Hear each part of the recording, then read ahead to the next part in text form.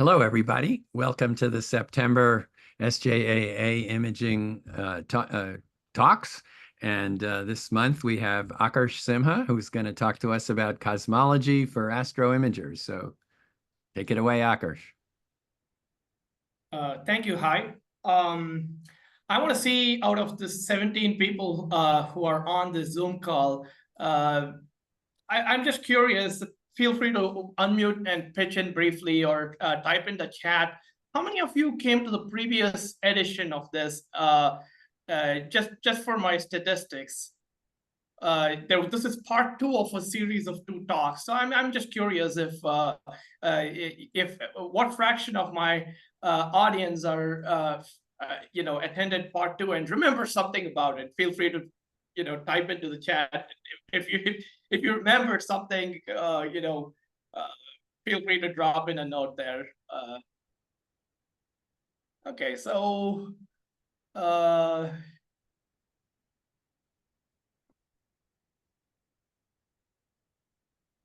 looking at the responses so far, I would say 50% or so, about half of the folks might have been in the previous session and half of the people were not.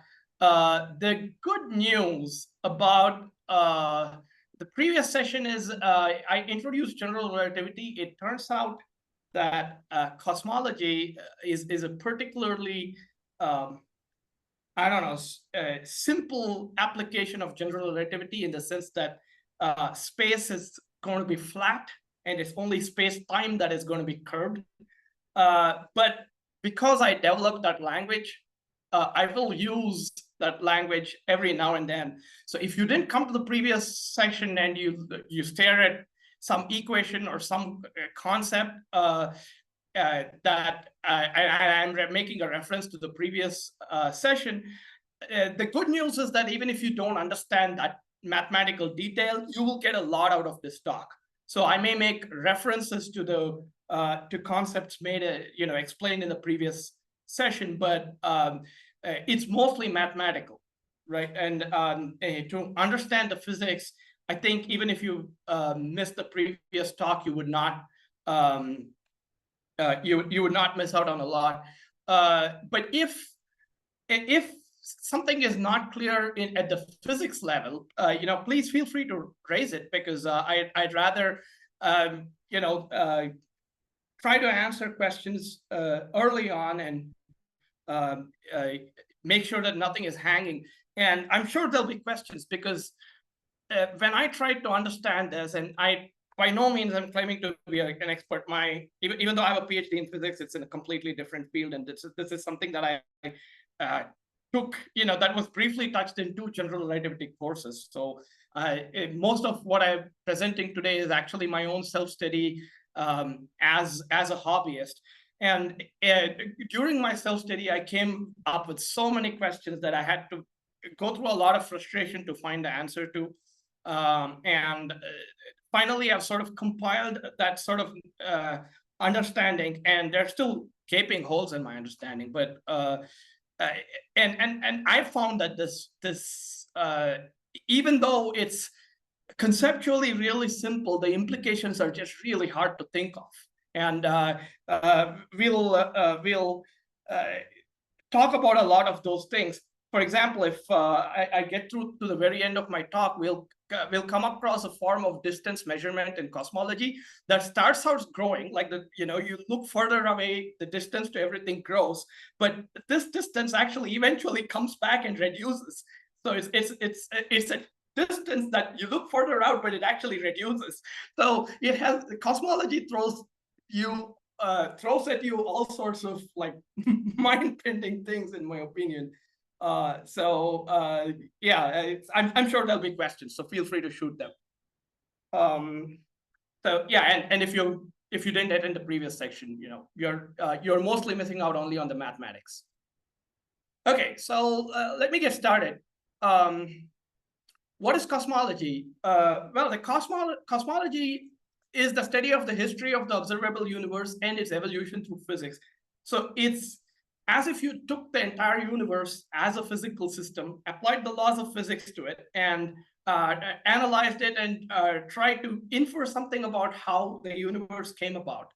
Of course, there will, I mean, unless by some miracle we come to a magical understanding, there will always be something that we don't know, that we can't probe because it's too far early in the universe or whatever. So we have to make some educated guesses about how the universe began, and we might not even be able to explain what the universe is and why it exists.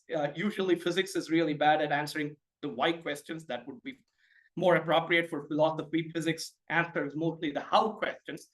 So what we can answer in cosmology is, from the earliest time that we can make some measurements about the universe, how has the universe behaved after, right? So that's the subject of cosmology in a nutshell. In other words, it's the application of physics to the study of the universe at very large scales and its history. It takes in observational inputs from astronomy and astrophysics, and it takes theoretical inputs from not just general relativity, but also particle physics. So especially in the early universe, particle physics is very important. And that's something that I know very little about, and I'm not going to talk about it extensively. So, so the best we can do is to model the universe and see if it's concomitant with our observations, and update the model as our observations improve, right? So the current standard model of cosmology is called the Lambda-CDM model. So this character is lambda, the Greek letter. It's the capital lambda letter. And I'll explain what Lambda-CDM stands for. And that's generally accepted to be the model of the universe, and that's the model I'll be going over.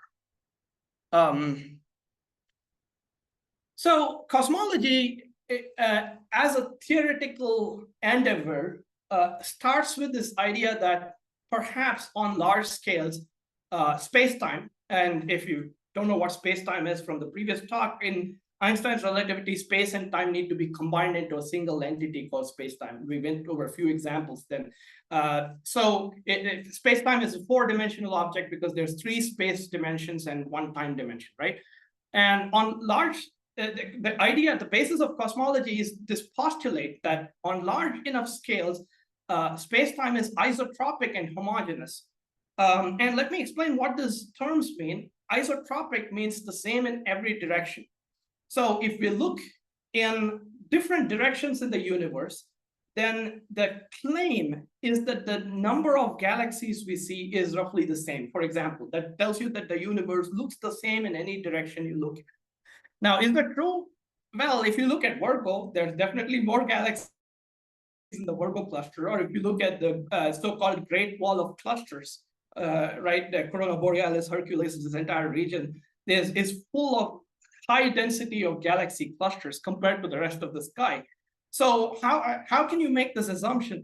The answer is there are going to be local pockets over smaller regions of space that are, higher or lower in density, or like have, more clumps of material or whatever, right? But if you look at a large enough scale, probably, I don't know what scale the universe starts looking homogeneous at. I would wager that it's about 1 billion light years. So if you look at a scale that is large enough, then you start seeing, like, look at the really faint galaxies that are really far away, then you start seeing that it looks roughly same in all directions. And that is something that you can verify by observation. So that's something that is actually verifiable by observation.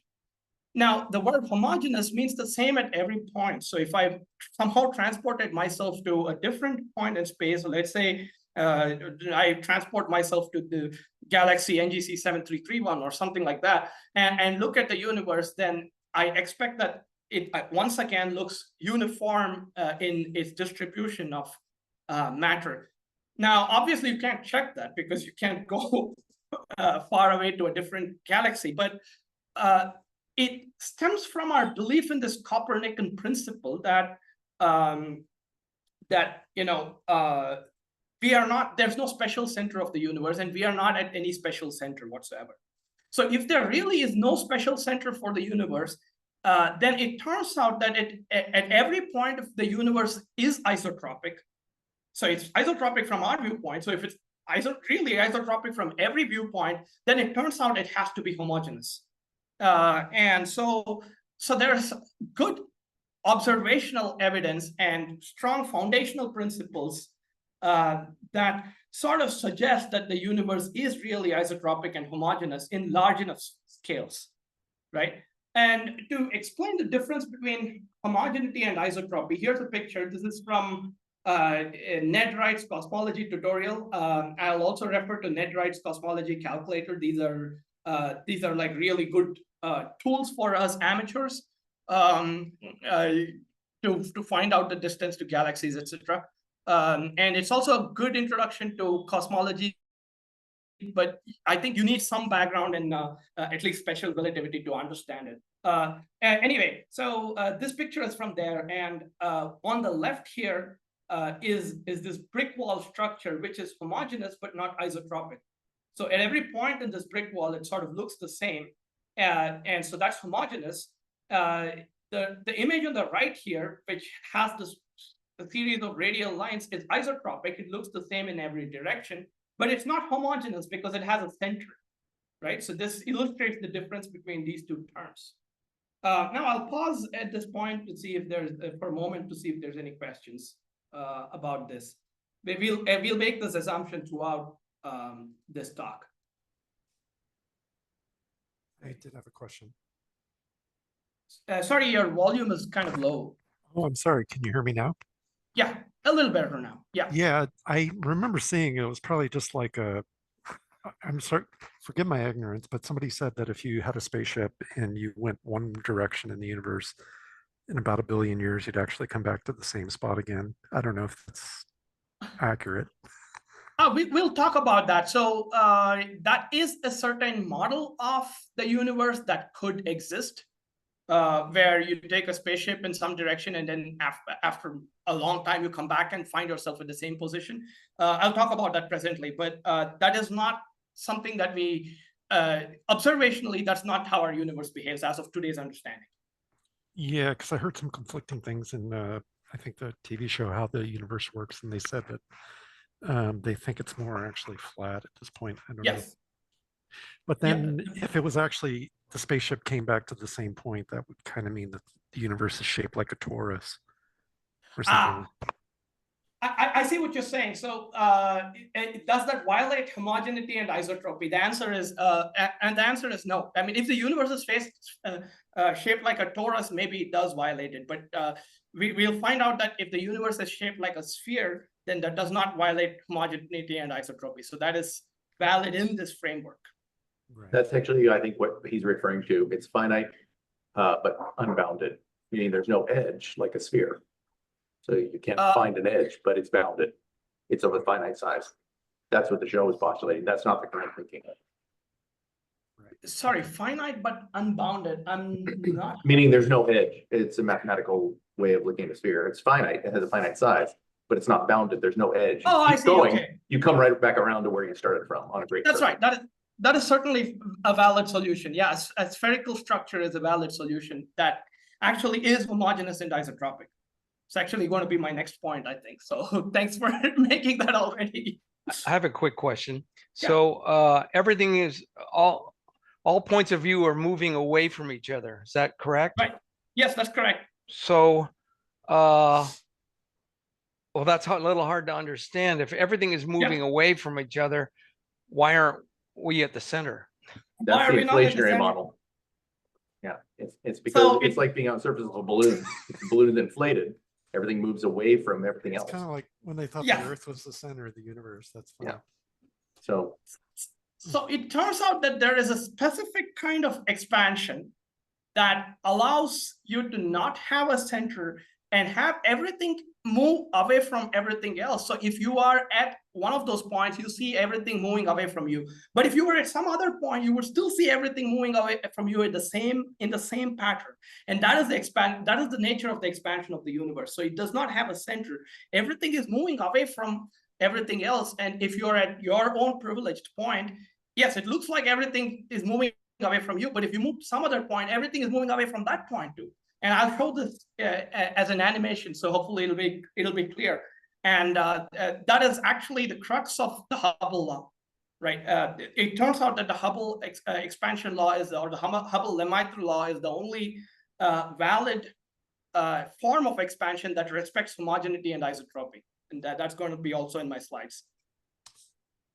Okay. Some of them, I don't know if they're widely accepted, but I saw Brian Green show that he said. So, sorry, your voice is really feeble. Oh boy, these stupid Zoom things. Yeah, Brian Green show, I don't know how well accepted or accurate it is, but they said that the higher dimensional energy in the bulk, eventually it had some kind of explosion and formed the third dimension. And so what's beyond the edge of the universe may be the higher dimensional energy of the bulk itself. I don't know. Yeah, I don't know a lot about the theories that go into such details.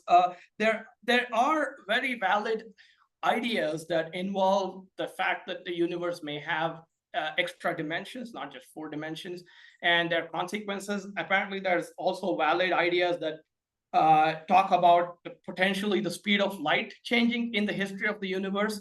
But they're not part of the mainstream Lambda-CDM model. And I think they are largely theoretical speculations, which are very valid, waiting for some sort of observational confirmation, right, as our observations get better.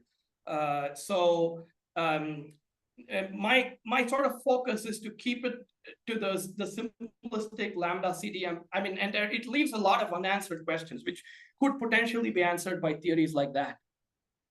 Thank you. Okay, let me proceed. And it looks like some of the questions that were raised will get elaborated on shortly. So, and I'll come to another pause pretty soon.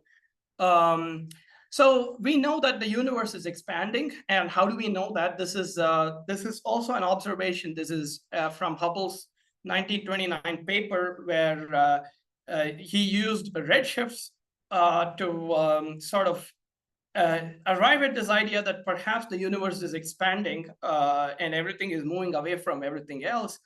So that sort of formed the idea of homogeneity and isotropy, and this observation that the universe seems to be expanding is the basis of the Lambda-CDM model, or is the starting point for cosmology.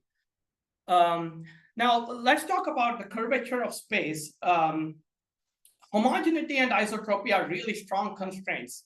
Now, of course, I should re-emphasize that they're only valid over large scales. There's no way the solar system is homogeneous or isotropic. The sun exists in one direction, and so on. So the local curvature of space-time is not this. Locally you can have very curved space times, right? Like around the sun or around a black hole or whatever. But by and large, if you look at the very large scales of the universe, there's only 3 possibilities for the curvature of space because of this constraint of homogeneity and isotropy. One is that it's a 3D sphere, and that's the example where if you kept going in some particular direction, you might find yourself back at the same point because it's like wrapping around a sphere. Now the sphere that you normally imagine, which looks like the ball, you really should be thinking about the surface of that sphere. That's what we call a 2-dimensional sphere. Like the surface of the Earth is approximately a 2-dimensional sphere because it has 2 dimensions, right? It's a surface. When we talk about a 3-dimensional sphere, we are saying that space itself looks like this spherical structure that we can't obviously visualize because we are conditioned to visualize at most 3 dimensions. And if we were to think of a 3-dimensional sphere, we'd have to use a word from the last talk, we'd have to embed it in a larger dimension to visualize its curvature, right? But we can't visualize that larger dimension. So in this context, if the universe really looks like a 3-dimensional sphere, we have no option but to probe its intrinsic geometry, as we discussed. You use properties like, hey, if I keep walking on the surface of the Earth, I'll eventually come back to the same place because I'd have gone a whole circle around the Earth, right? So similarly, if the universe is a three-dimensional sphere and I started out in some direction, I would come back to the same point. So I could use ideas like that to determine whether the universe is a 3D sphere. Now, the other possibility is a 3D saddle or a hyperboloid, technically, where the universe looks like basically like a saddle, a three-dimensional version of that. And the third possibility, which is the most likely from our observational evidence right now, is that the universe is flat, which means that it behaves like Euclidean space that we discussed last time. You know, the laws of Euclid's geometry work, and this is the sort of thing that we are used to, is flat space. Now, like I mentioned, the observations show that our universe is spatially flat to the best of our measurements. But note that at any given time instant, space is flat. Space-time is still curved because the universe is expanding. So there's a relative curvature between space and time, if I might put it that way. One more thing to mention is, out of these three possibilities for our universe, the first one gives us a finite universe. So the size of the universe itself is finite. You know, think of the surface of a sphere. It has a certain finite size, whereas the latter two, the universe is going to be infinite in size. So yeah. And let's talk about the Hubble-Lemaitre law, or how the universe can expand. So this law, where V equals H times R, which you've probably seen as an amateur astronomer, is called the Hubble law, or the Hubble-Lemaitre law. I hope I'm pronouncing that name correctly.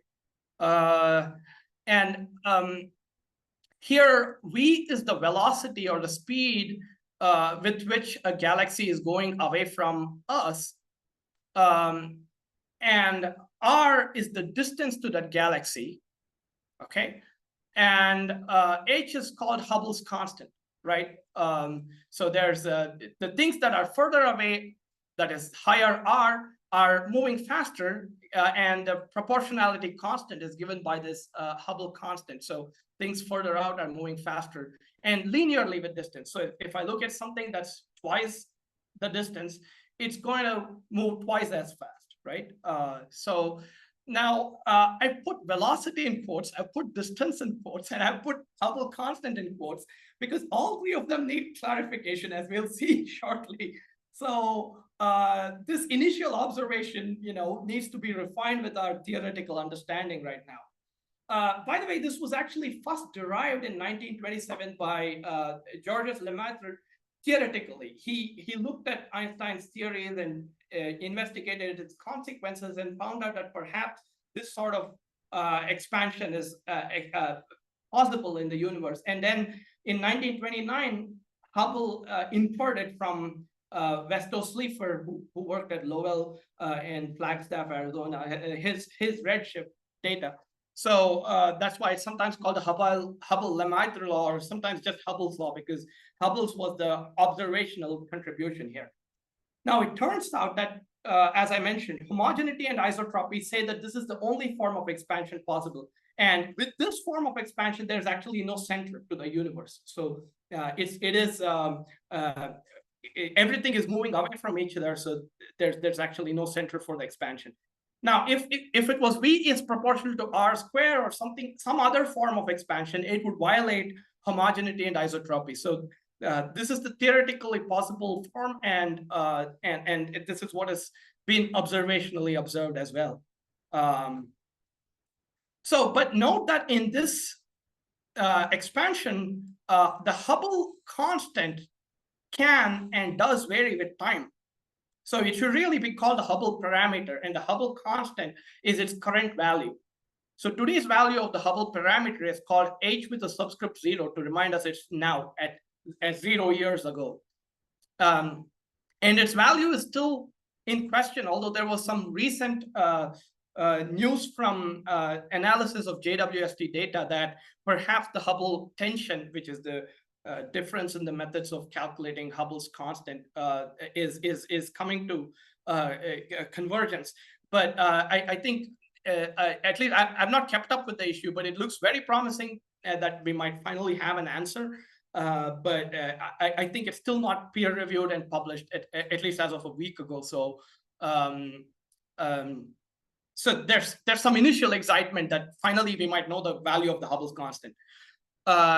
But yeah, that's the present value of the Hubble parameter. And in the past, the expansion pattern or the expansion rate of the universe could have been different. And so the Hubble constant, and that's why it was in quotes, is really a Hubble parameter that can vary with time. What it cannot change with is it cannot change with different points in space. So if I were to caricature the expansion of the universe, here are some galaxies. I've put coordinates on them, and I'll explain why later. And I were to animate it, everything is moving away from everything else on its own accord, and there's really no center of expansion. Hopefully, this clarifies the question. This animation here, that if you can have a situation where everything is moving from everything else, but there's no center of expansion. And that's exactly the model for our expanding universe. So the view that we are going to take in cosmology is that every galaxy has a fixed set of coordinates. And by this, I don't mean RA and DEC. I mean like Cartesian coordinates in some imaginary, coordinate system that you put on it. So in some sense, they are fixed on this coordinate grid, which represents space.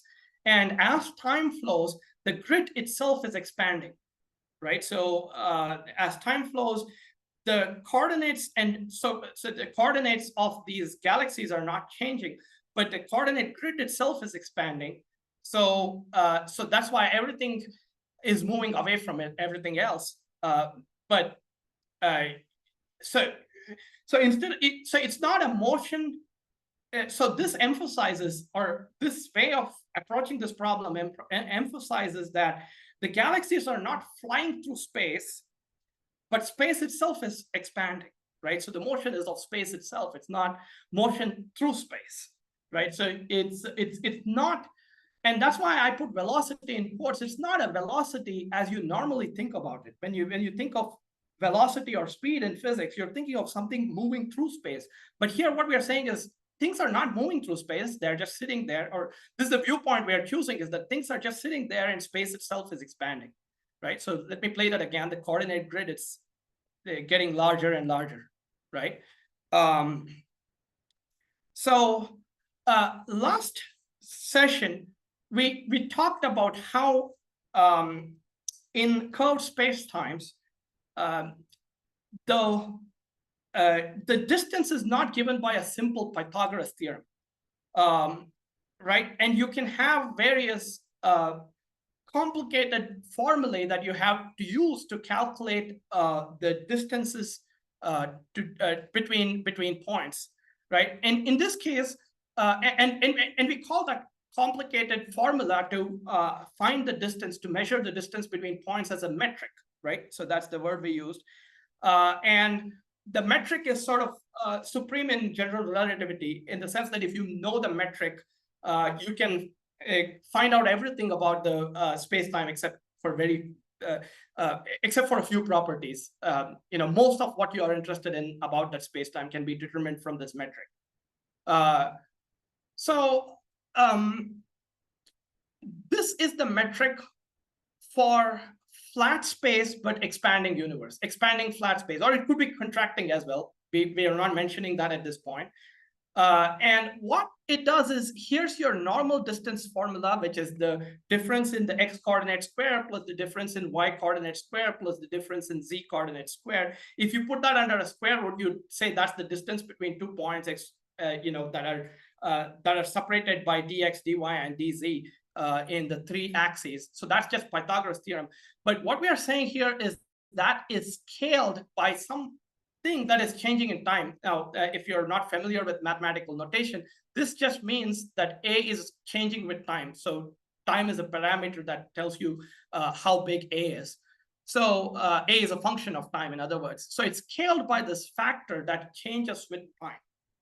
Okay, so that's the mathematics corresponding to this picture I showed you. Every galaxy is going to have fixed sets of coordinates, but it's going to the coordinate grid itself is going to expand, and so the distances between things will increase, and that's captured by this time varying factor here, and we call this the scale factor. So A of t denotes a time varying scaling of the coordinates to get the distance, and A of t, this is pronounced A of t, by the way, is called a scale factor.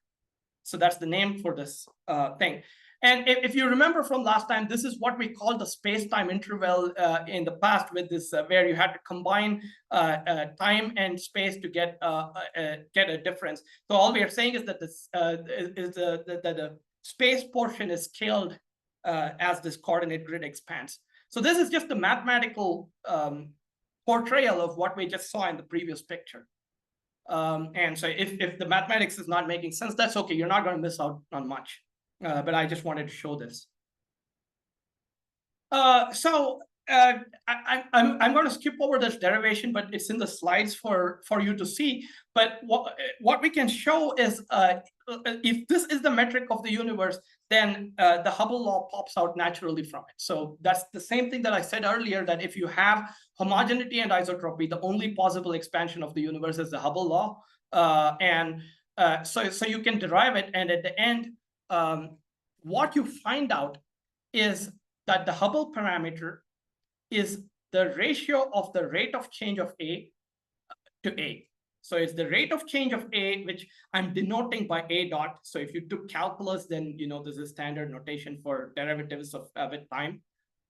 So this is the rate of change of the scale. So if you divide the rate of change of the scale by the scale at a given time, then you get the Hubble parameter at the given time. So this is the relationship between the Hubble parameter and the scale factor. You can't measure the scale factor directly, you know. So in the Hubble expansion, your rulers remain the same. So measuring the scale factor directly is not easy, but you can observe the expansion of the universe and basically measure the Hubble parameter, so you can get this ratio, right? And we will talk a little bit about observing the scale factor. There is a way to observe ratios of scale factor that we'll talk about later. Okay, so I'll once again pause for questions. Are there questions at this stage? I also got to look at the chat, so go ahead and look at it.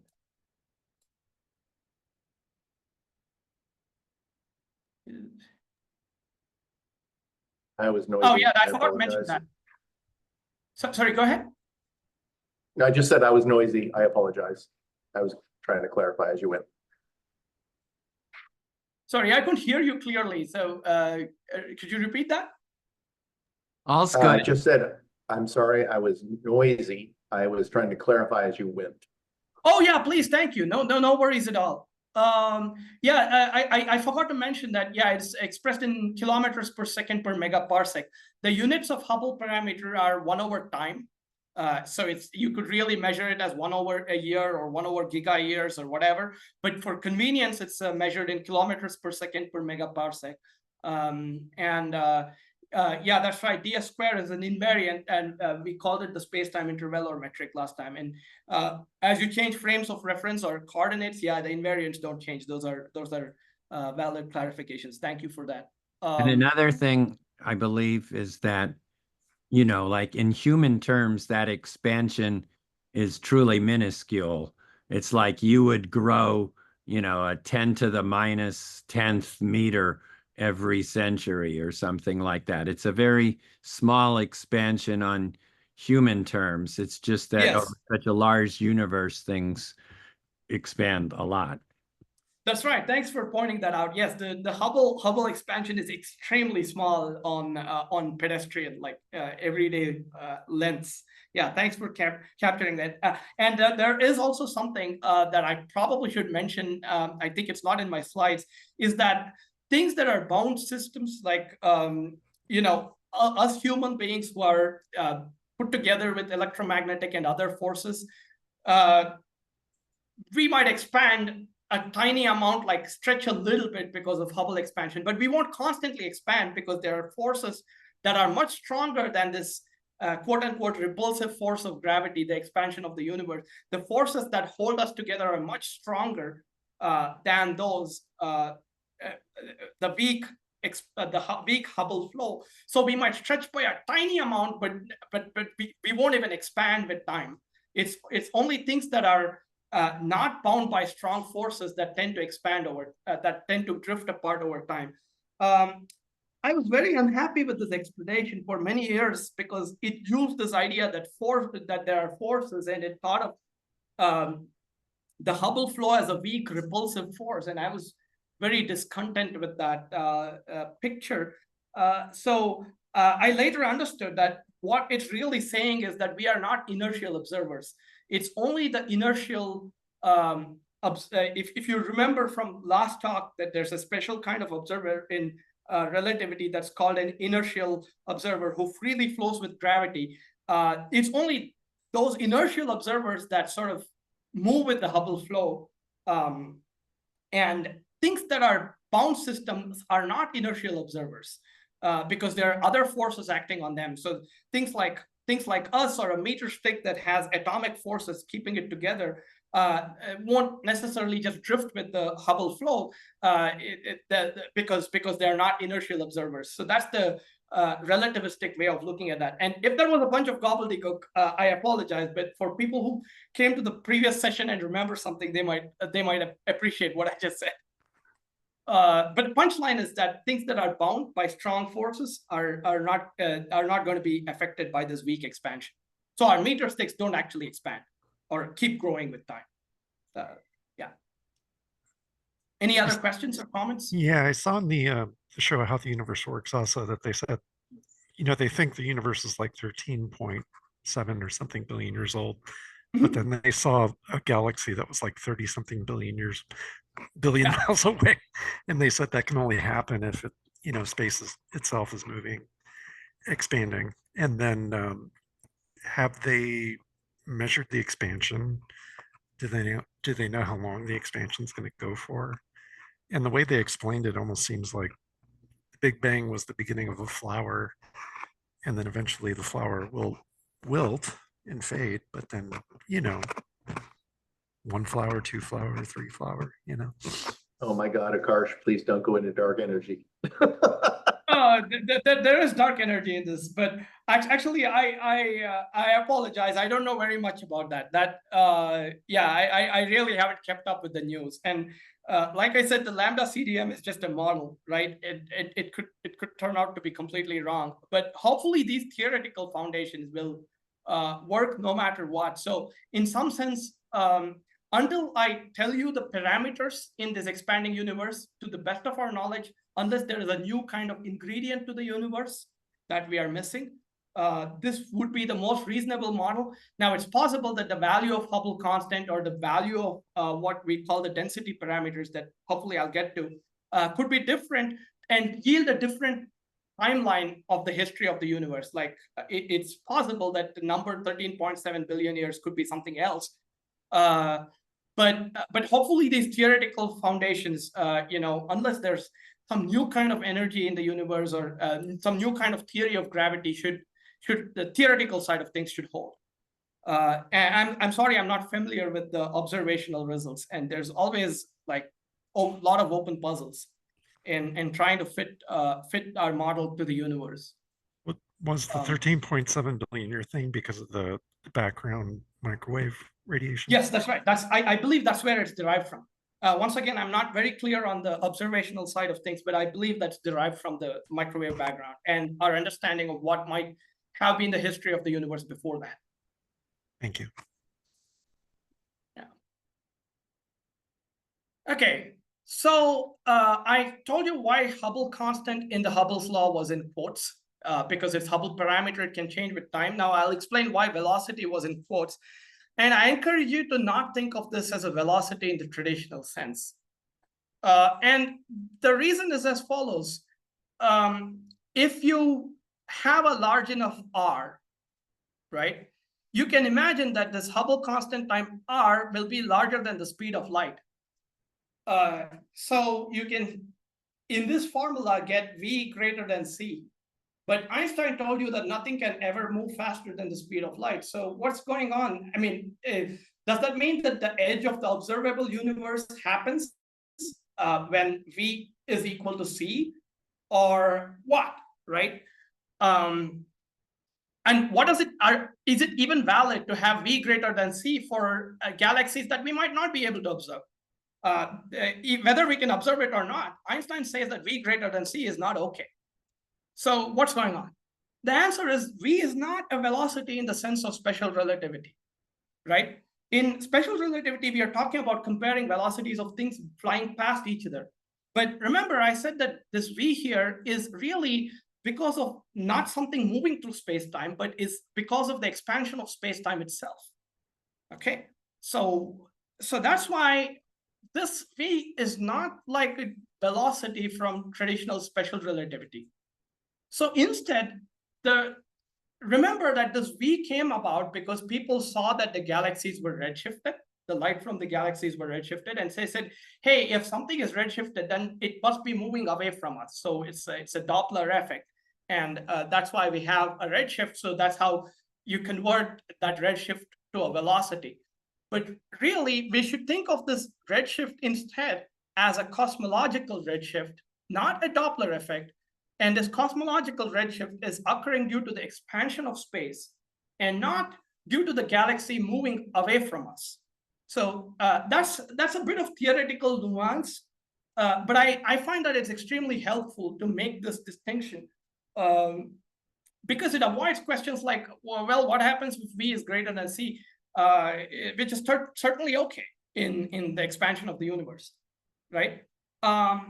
So really, we should think of redshifts, okay? And the redshift for small values of V is given by V over C, okay? That's only for small values of V as far as I understand it. I'm still a little hazy on when this formula is applicable because astrophysicists use it all the time, but generally it's sort of only valid when V is much less than C.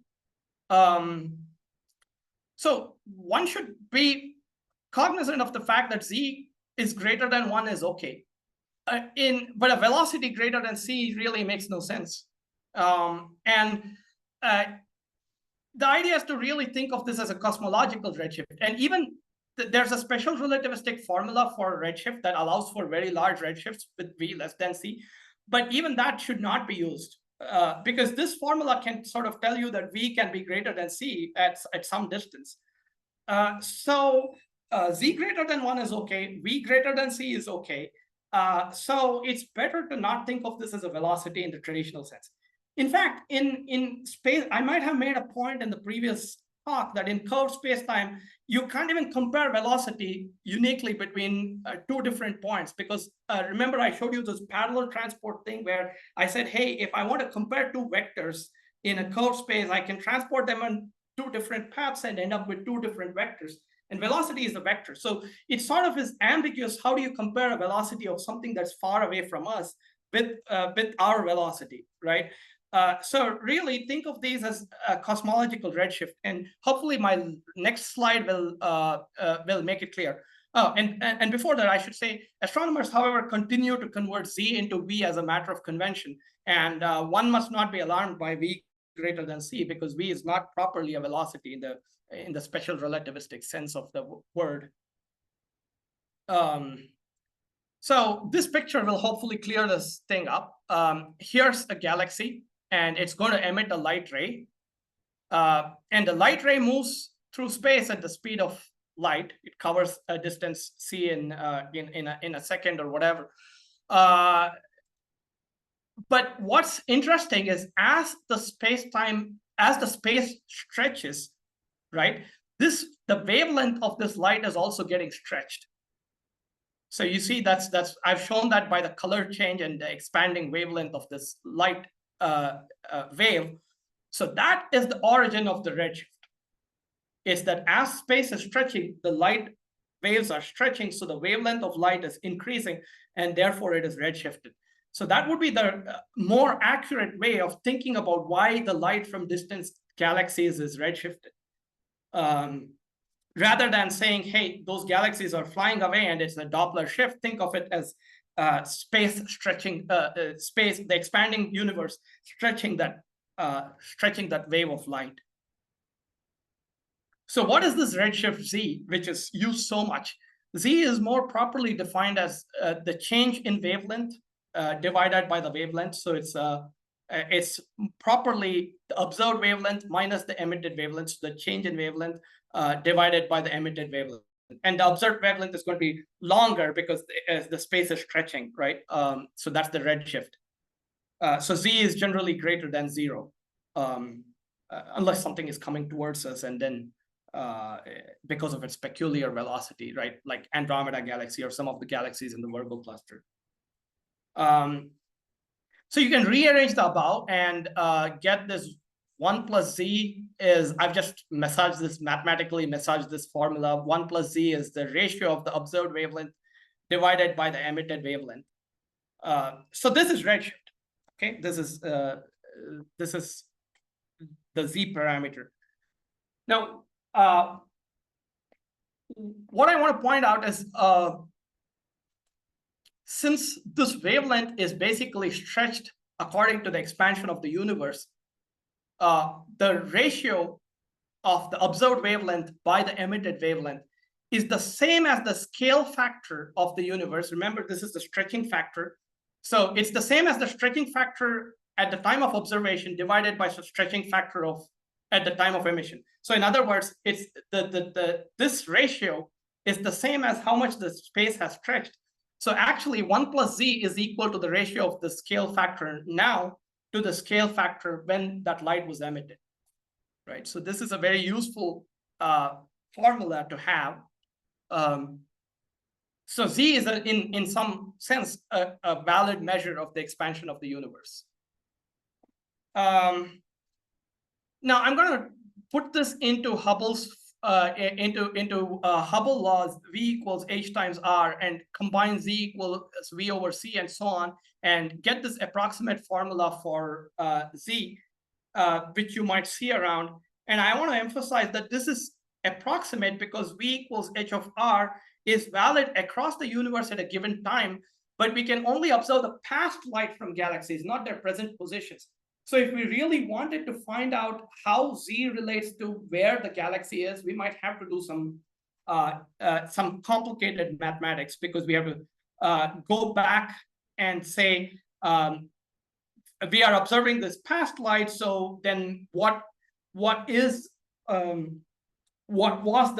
velocity of recession when the light was emitted, and what is the actual velocity of recession now? By the way, V is called the velocity of recession in Hubble's law. So Hubble's law is valid all across the universe at a given time. But when we look into the universe, we are actually receiving signals from the past, not at the present time. So that all I'm saying is that you have to do some special mathematics to make that calculation work correctly. Okay, let me emphasize the importance of redshift. It's the only thing we can measure really well. Everything else that we can think of, like the age of the universe, the Hubble parameter, the Hubble constant, the density of various components of the universe, like matter, dark energy, etc. All of that is based on a lot of observational evidence put together. But redshift is something that you can take a spectroscope, put it on a distant galaxy, look at the spectral lines and say, okay, this is the redshift. So in cosmology, it's nice to think of redshift itself as an independent measure of distance and as an independent measure of time. So they're not in the same units that we'd like it to be, but it's the higher Z implies higher distance, and higher Z implies older light, right? Back in time. So redshift is one of the most accurate measurements we can make.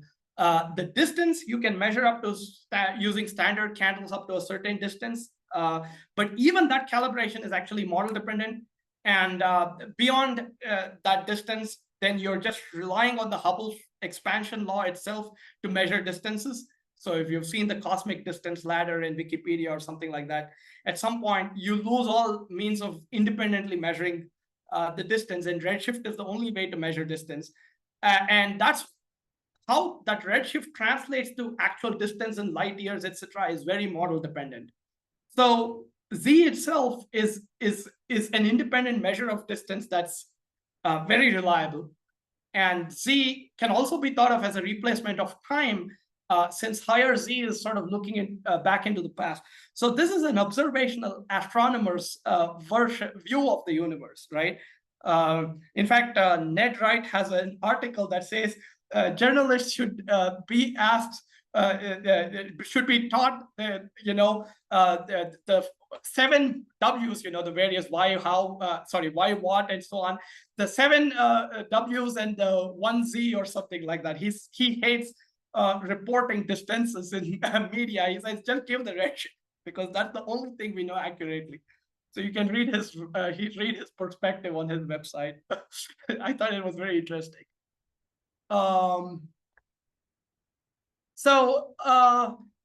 Okay, again, I'm going to pause for questions. So what I've covered so far is that the Hubble expansion law is the only thing that is valid in an isotropic and homogeneous universe, which we believe in. And our universe is, as far as we can understand, flat. Yes, everything is moving away from each other, but there is a caveat to thinking of these as traditional velocities. Instead, think of the redshift of distant galaxies as the space expanding and stretching the light waves. And the rest was a bunch of math. So those are the key concepts. I'm going to pause here for a moment to see if there are questions.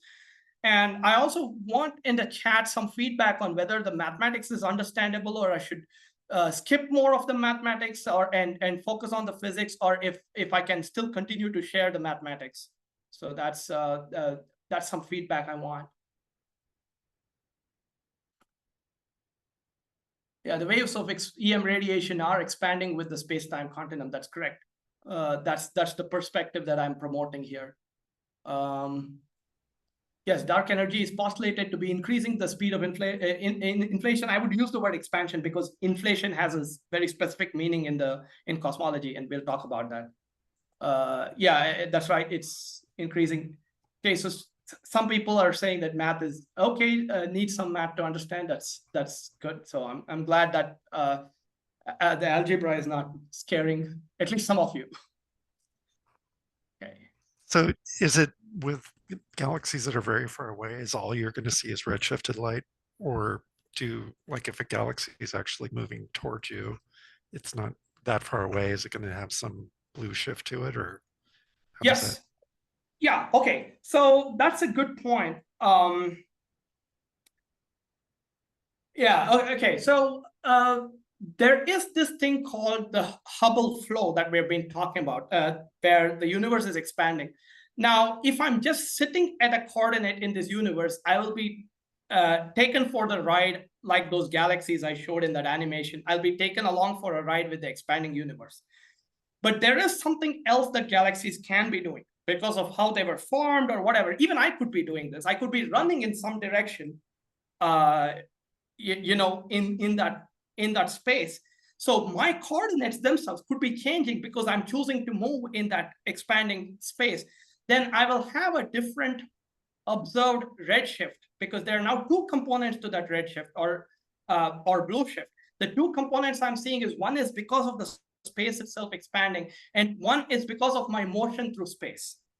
So what's happening for galaxies like the Andromeda galaxy or the galaxies in the Virgo cluster that have blue shifts is that they are also moving towards us through the space that is expanding, and they're close enough to us that their motion speeds and the stretching of the space-time, the competition is such that their motion wins, and that's why we see them as blue shifted.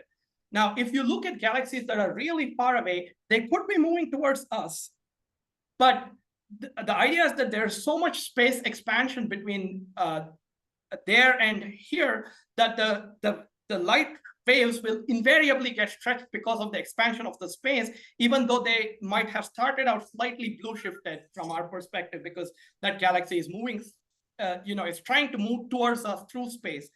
Basically, it's the trade-off between the expansion of the space and the velocity of that galaxy through space.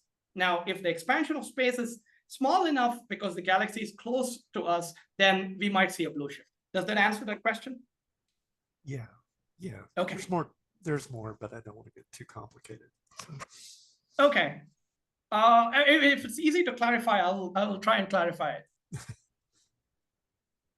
No, I've just seen too many of those shows on string theory and stuff. So Sorry? I've seen too many shows on string theory and all that. So because like one of those shows said that if you're moving really fast in a direction, oh God, I can't even get into that. It's too complicated. Because he was talking about now slices of the universe changing due to motion, and that no, it's too complicated. But anyway. Okay. Yeah. Okay. So all I will say is, I should probably mention this is that there is a so-called anisotropy in the cosmic microwave background. So certain directions look redshifted and certain directions look blue shifted when we look at the cosmic microwave background. And that doesn't mean isotropy is broken. It means that the Milky Way galaxy is moving relative to the Hubble flow. So the Hubble flow actually defines a set of observers that are inertial and non-moving with respect to the Hubble flow. That the right word is co-moving observers. And the Milky Way galaxy is not a co-moving observer. Like I mentioned, it's not sitting at the same coordinate, the solar system neither. These are not sitting at the same coordinates, but they're actually moving through space. So because of that, we actually see a combination of cosmological redshift and Doppler shift. Right, and that's okay. So sometimes you will see a relative blue shift, like I mentioned with Andromeda galaxy or the Virgo cluster galaxies, because they are moving through space-time towards each other, even if and the space-time expansion is not strong enough to turn that into a redshift. So basically, there are two sources when you look at the redshift of a galaxy. Or the spectral lines of a galaxy. There are two sources for it. One is how fast the galaxy is moving through the universe, through space-time, and how fast the space-time itself is stretching apart. And those two factors have to add up, right? So that's why we sometimes see a blue shift. Why was it that the WMAP or whatever showed it that the universe is like 13.7 billion years old, and then there's like 30 billion mile away galaxies? Yeah, I don't know the answer to that question, so I haven't kept up with that, and I'm not yet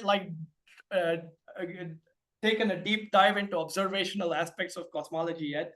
I wouldn't know. It's allowed to have. Oh, perhaps you're pointing out something that's simpler than that. Okay, I think I understand what you're asking.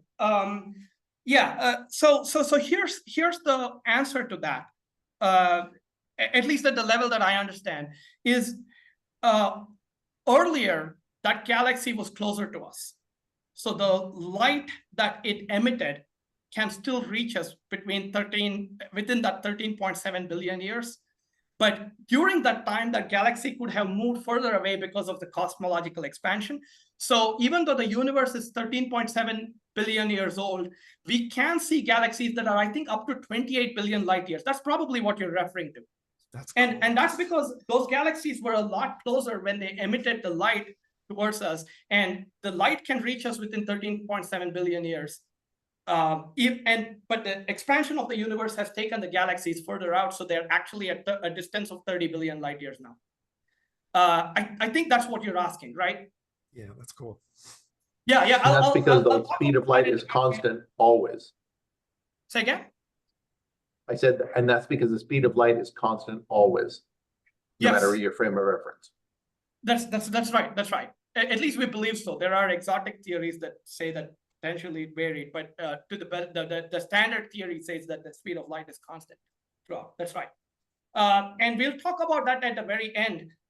There's two different notions of distance that are favorites amongst amateur astronomers. One is the light travel time or the look back time. And that's different from what's called the co-moving radial distance. And what we are saying is that the look back time can be at most 13.7 billion years, but the co-moving radial distance can be much larger than that. And it can go up to about 30 billion light years in our current model. So yeah, so we'll get to that. Okay. So, okay, let's look at the ingredients of the universe. Normally, when we think of gravity, we think of matter as the source of gravity, mass as the source of gravity, right? And but in special relativity, and Einstein pointed out that energy and matter are sort of the same animal. So the difference in Einstein's or Einsteinian relativity, if you like, Einsteinian gravity, is that it's not just mass, but also energy that contributes to the curvature of space-time. So it's all forms of energy. So when we look at the contents of the universe to find out how it affects space-time, we need to add up all forms of energy. And that includes things like pressure and things like that that would never show up in Newtonian gravity, right? So let's look at what the universe has in it. There's obviously matter, that makes us up, and the galaxies, and what we see, atoms of hydrogen and helium mostly, and such. We call that in cosmology baryonic matter. Baryons are a fancy term for a certain kind of particle that includes protons and neutrons. So since our regular matter is largely made of protons and neutrons, I mean, there are electrons, but they're way lighter than protons and neutrons. So the main constituents of the main contributors to the mass or energy of our regular matter are protons and neutrons, which are sitting in the nuclei of atoms and molecules, right? So that's called, in cosmology, that's called baryonic matter. When you hear baryonic matter, it just means regular matter that we all know about, right? That's periodic table, the fundamental particles, leptons, electrons, so on and so forth. Not neutrinos. I'll come to why. Then there is radiation, which is photons, light rays that we see. So this includes light from galaxies that we can observe, that we photograph or observe through a telescope. It also includes things like radio waves and other forms of electromagnetic radiation, but it also includes the cosmic microwave background radiation, which fills the space. This is the radiation left over from the Big Bang that fills the universe, and that's probably the primary contributor to radiation, in fact.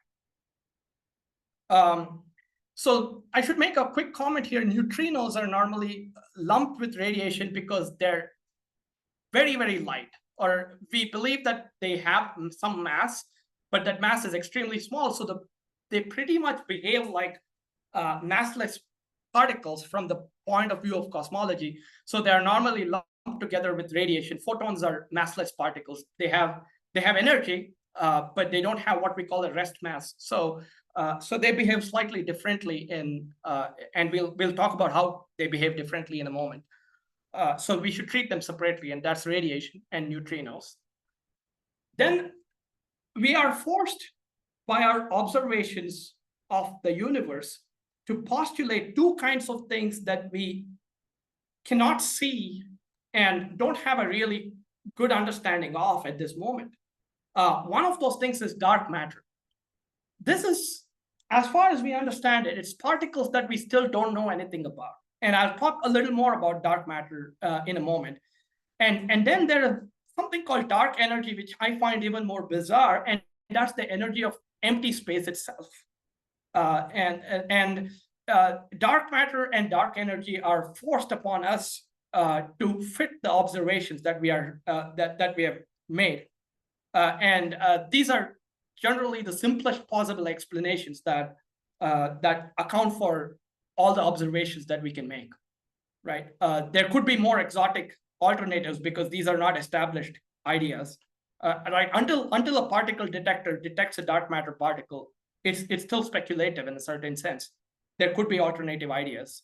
But dark matter seems to be the most popular because it fits the picture well.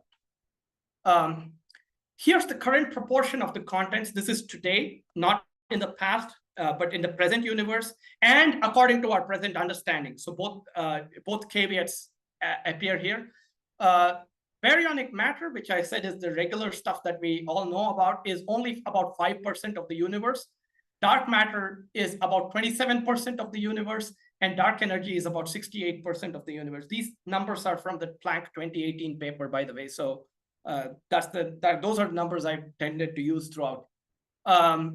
What does it mean for these percentages? What do these percentages mean? We'll talk about that later. If I have the time, I may have to skip that, Matt. Hi, can you remind me how long these presentations run? I think it's 1.5 hours. Yeah, my general thing is, I tell speakers, aim for an hour. Most people wind up ending in 1.5 hours. And my rule is to cut off people at 2 hours. So, so there you go. Sure, I might end up going 1 hour and 45 if I want to get through all my. Right, that's okay. Okay. So yeah, here's the current budget of the universe, and I'll try to make these terms more concrete, what these percentages mean in a while. And radiation and neutrinos today are negligible. They are like 0.00001% or something, whatever 10 to the -4 is. They were important in the past, and we'll show that in a moment why that is the case. So let's talk about these two exotic animals, dark matter. I think the smoking gun for dark matter is the rotation curves of galaxies. And they suggest that matter extends way beyond the physical extent of the galaxy.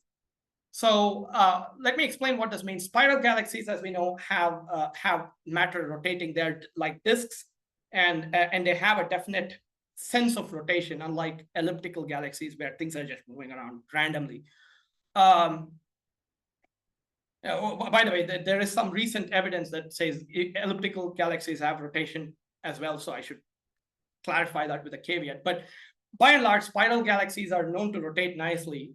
So if you look at what people like Vesto Slipher did, and has been done many times after, is they placed their spectroscopic slits at different portions of the galaxy so they could measure the Doppler effect.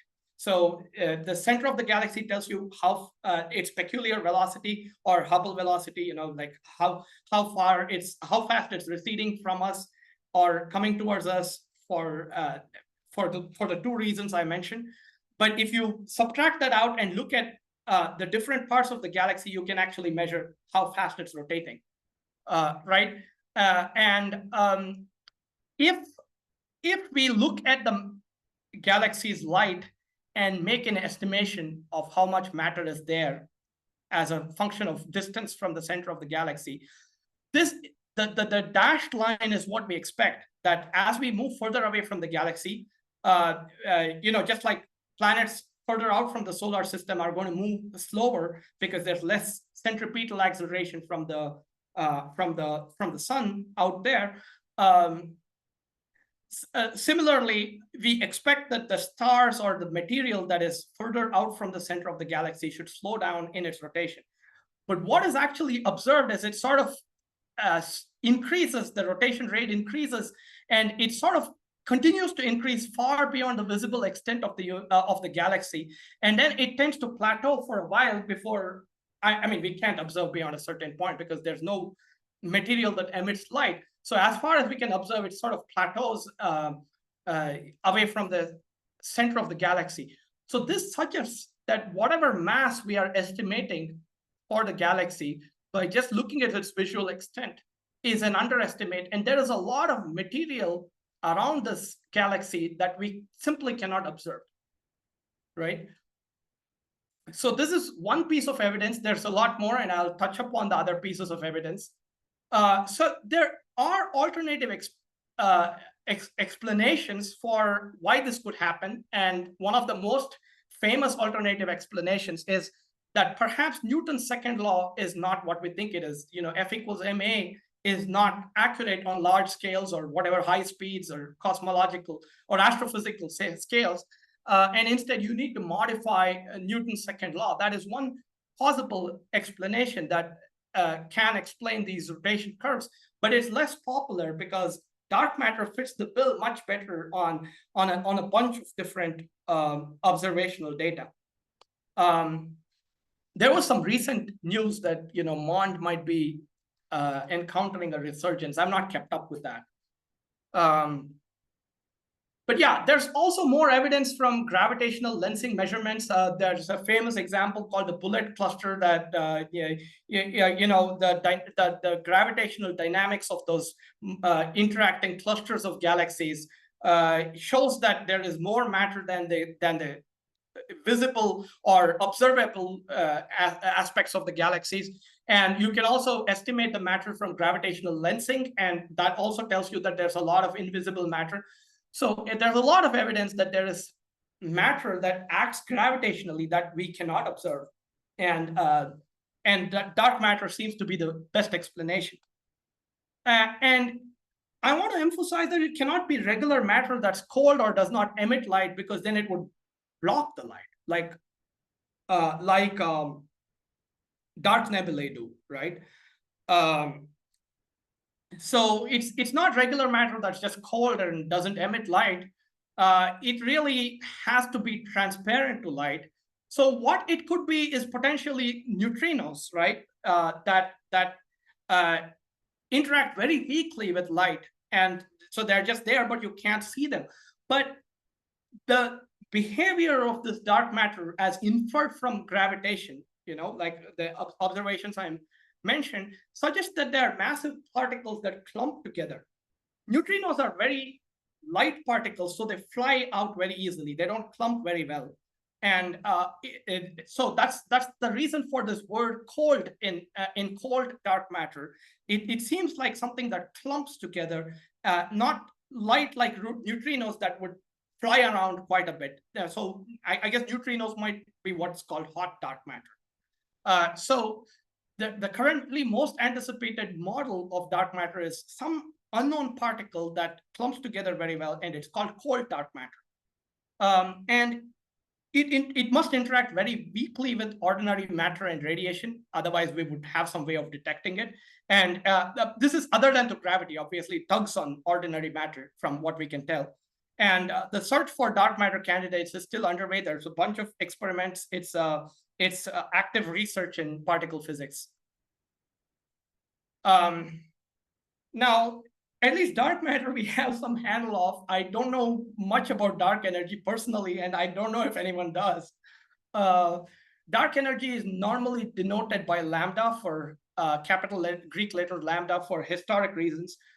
It's a weird energy whose density does not diminish as the universe expands. So as more space is created, more dark energy shows up. It's a really weird animal. Now, there are some candidates here. One perspective is that it could just be an aspect of Einstein's equations.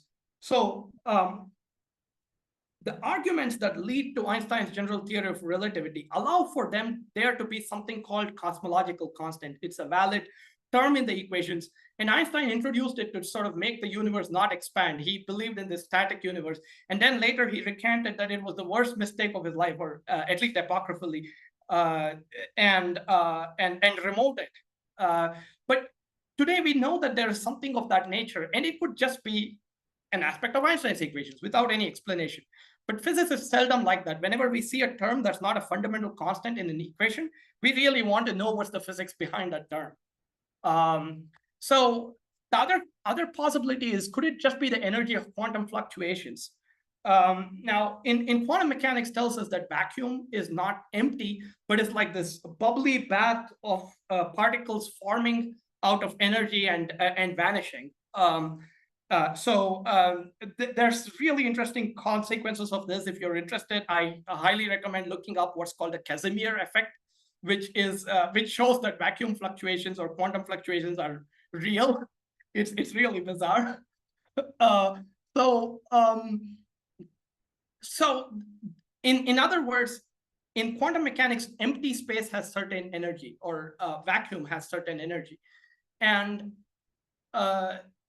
could it be that energy? And it turns out that the numbers don't add up. And if you add up all the fields that pervade pervade the universe, like electromagnetism and all of that, and you add up all their what we call 0-point energy, the energy of their vacuum, and the number that you get for the cosmological constant is way higher than what the observations suggest. So even that is not clear.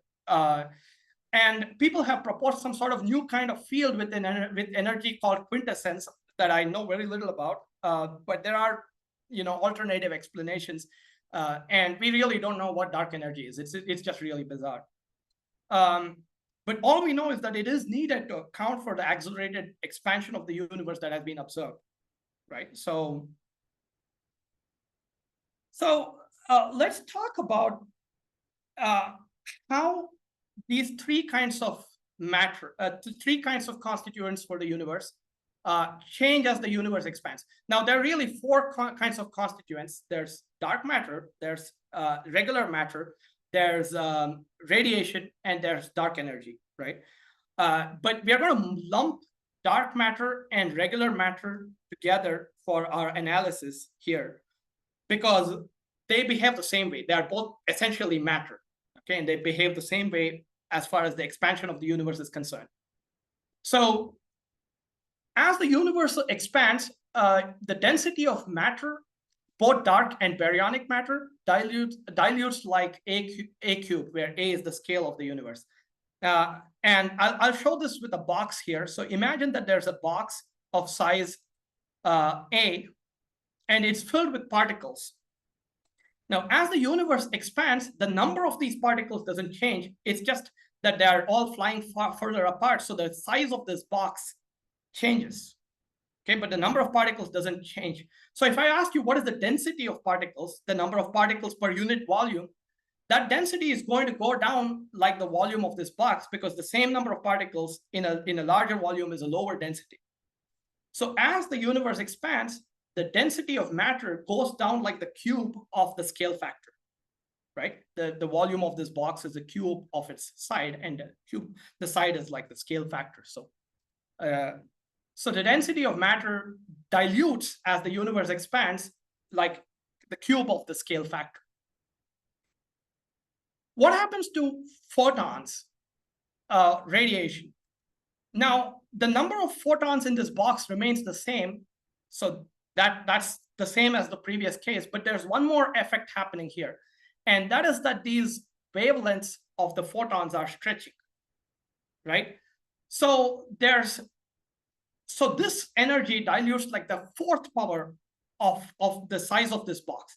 The reason is the number of particles is the same. So the number of photons, or the density of photon particles, goes down like the cube of the scale factor. But the energy of each photon is also reducing because its waves are getting stretched. So the total effect is that the energy in radiation dilutes like the fourth power of the scale factor. Okay. So in that sense, matter and radiation behave differently under the expansion of the universe. Now, what about dark energy? Dark energy doesn't dilute at all. It just, as the space expands, the density of dark energy remains constant. So it's as if more energy is created from vacuum as more space is created as the universe expands. So the density of dark energy doesn't change at all as the universe expands. So the reason I'm talking about it is Einstein's equations take the density of energy as their input. So we want to see how these affect the expansion of the universe. We should understand how they dilute. So here's okay, maybe actually I'll pause at this point for questions. Is this explanation clear? The three components sort of dilute at different rates. And also, yes, dark matter. So there's a question in chat that says, does dark matter only interact through gravity? It could be the case.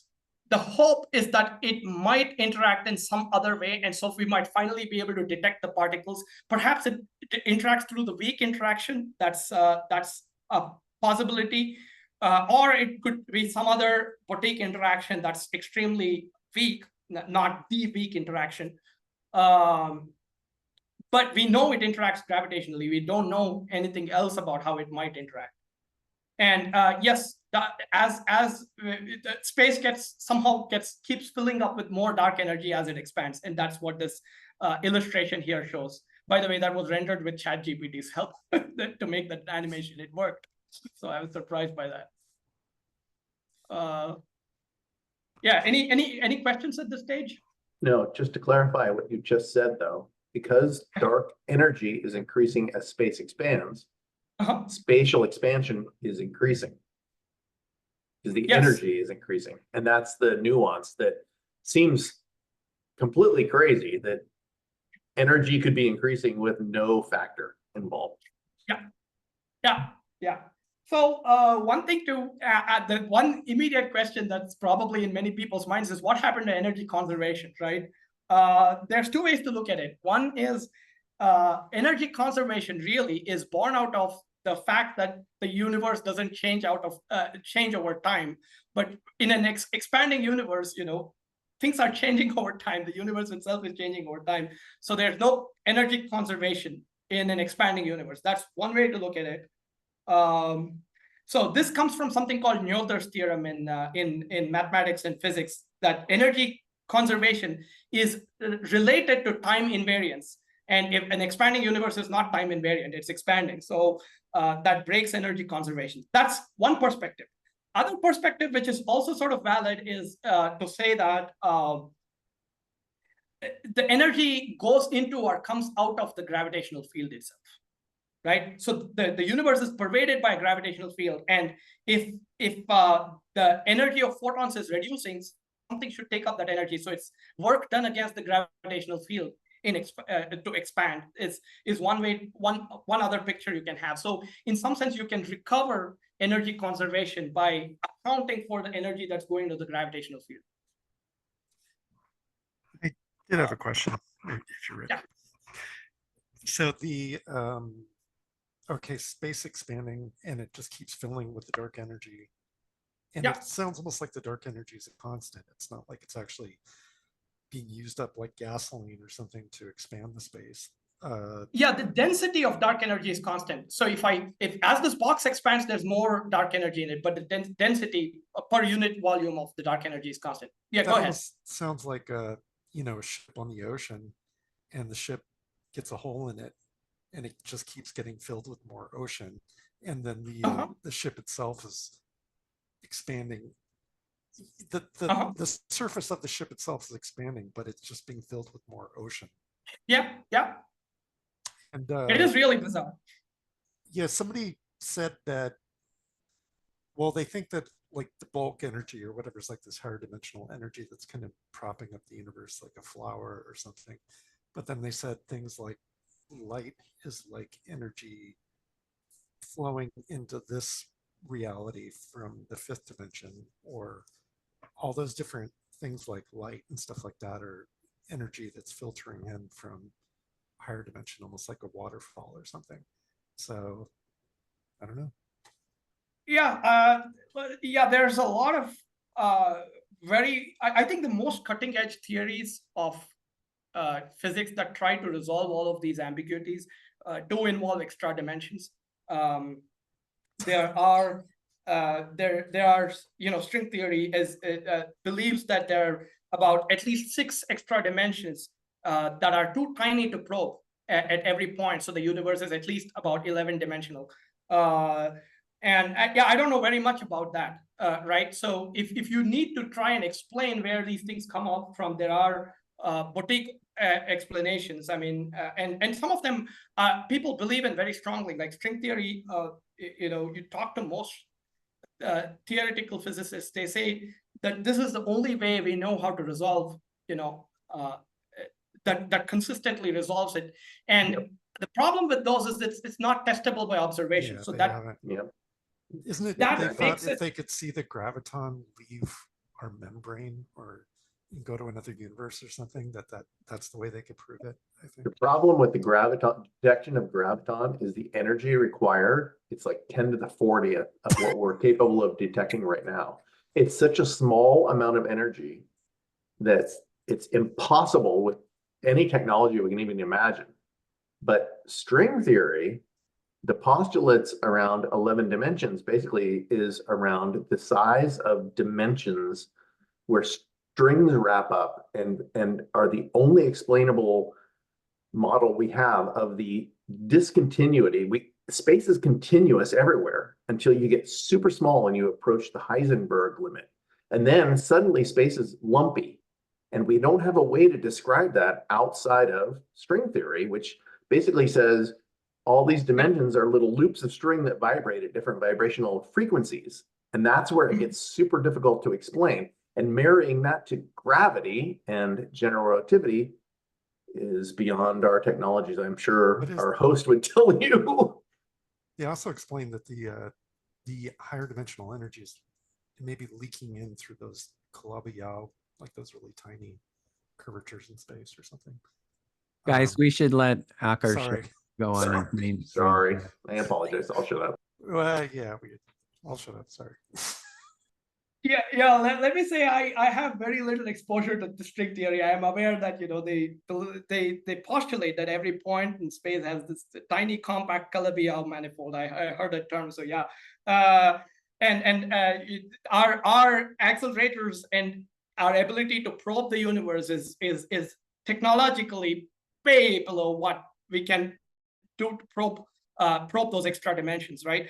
And that's the problem with string theory, is that there are some potential testable predictions, but there are currently no solid testable predictions, right? And that's why, even though so one of the things about physics is that, and in fact, all through cosmology, theory has come before experiment, right? We talked about general relativity before there was a test for general relativity, other than maybe Mercury's perihelion and such speculative or like such indirect tests.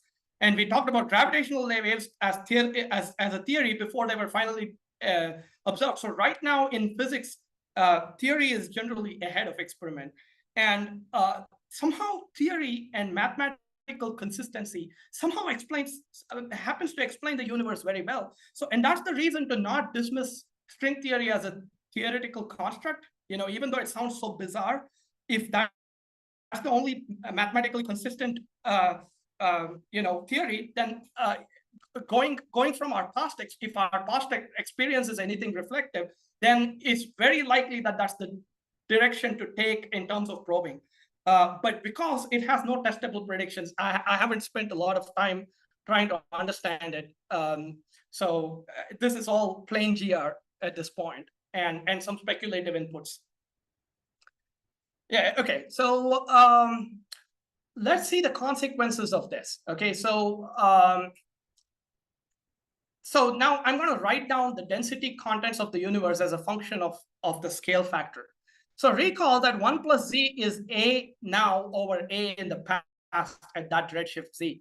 A is the scale factor. So if today's densities are given by rho is normally the Greek letter we use in physics to denote densities. So if the density of matter is given by rho m, that's both baryonic and dark combined. The density of neutrinos and photons, that's radiation, is given by rho sub r. And the density of dark energy is given by rho lambda. Then this is the behavior we expect. Matter dilutes like a cube as time flows forward. So if we are looking back to redshift z, that's back in time, then the density of matter must be more concentrated by the ratio of the scale factors to the cube, right?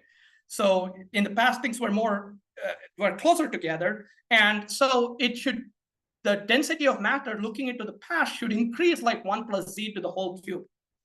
Okay, that's the scale factor ratio to the cube. Then we said that photons and neutrinos dilute as the universe expands by a factor of scale factor to the 4th power. So if we go back, it should look more denser, like the scale factor to the 4th power again. So that's 1 plus z to the 4th power. And we said that dark energy doesn't change in density, right? No matter what happens to the expansion of the universe, its density remains constant. So I hope these 3 mathematical equations are clear, because I'm going to use them. But if you didn't get the mathematics, the physics remains what I showed you in those animations before. So if you want to look back into the universe, the total density at any point in the past is given by the sum of these three. So this is the past density of the universe. So if you know the present values, based on this argument of how things change, you know the past density at any redshift c from this formula, right? And all I'm doing is using the argument that I used in the previous animations. Okay, so now we are ready to come to the main equation of cosmology, which is the Friedmann equation. This is the main theoretical equation that we can use.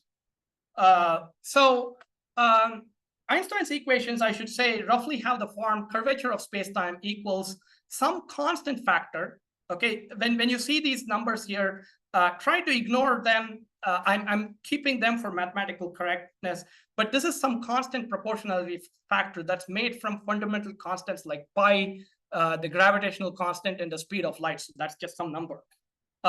So the curvature of spacetime is proportional to the density. And that's why I took all this time to try and estimate the density of the universe at various redshifts. So the curvature of spacetime, that can be calculated in terms of the metric. If you're interested in the mathematical details, that's the FLRW metric that I showed early on in a slide. So if you plug in the FLRW metric into Einstein's equations, actually this was one of my exam problems in undergraduate. Yeah, so if you plug in the FLRW metric into Einstein's equations and do a bunch of calculations, you get an equation of this form, which tells you that the rate of change of A divided by A, this is A dot over A, the whole square, that's the same as the Hubble parameter square, is related to the density like this. So basically, what all of that mathematics boils down to do is the Hubble parameter square is proportional to the density of the universe at that time, right? So that's a very tangible outcome. And I'm reiterating that this number that's sitting in front of the density is just some constant value that I've even given the number here. Okay, now I'm going to go back and put curvature back in for completeness, okay? Let's also allow for the curvature of space. Remember, there's three possibilities of the curvature of space: flat, which is what we believe the universe is now observationally, spherical, and hyperbolic. And this K number here is something that captures that. K equals +1 for spherical, K equals -1 for hyperbolic, and K equals 0 for flat. So this term doesn't exist. This term here, the last term, vanishes if we believe that space is flat. And for completeness, I put that in there because it's part of the Friedmann equation. This equation is called the Friedmann equation. So if you see anywhere Friedmann equation, you know that this is what it's talking about. It gives you the Hubble parameter square given the density of the universe and the curvature. Okay. So now when K equals 0, that is, we have flat space, the density is related to the Hubble parameter as such, okay, which is our case. And this density that produces a flat universe, this special density that produces a flat universe for a given Hubble parameter, if you like, is called the critical density. This is just a terminology. And it's a surprise that for some reason, the density of our universe is almost equal to this critical density. And that's why our universe is almost flat, as far as we can tell. So that's an interesting coincidence. We don't know. I don't know very much about why the density of the universe is so close to the critical density and what are the potential explanations for it. But it is, because the universe is almost flat. So we'll also take the critical density today. The critical density today, that is now, is, you know, you just replace this Hubble parameter with the Hubble constant, which is its value today, right? So this expression is called the critical density today.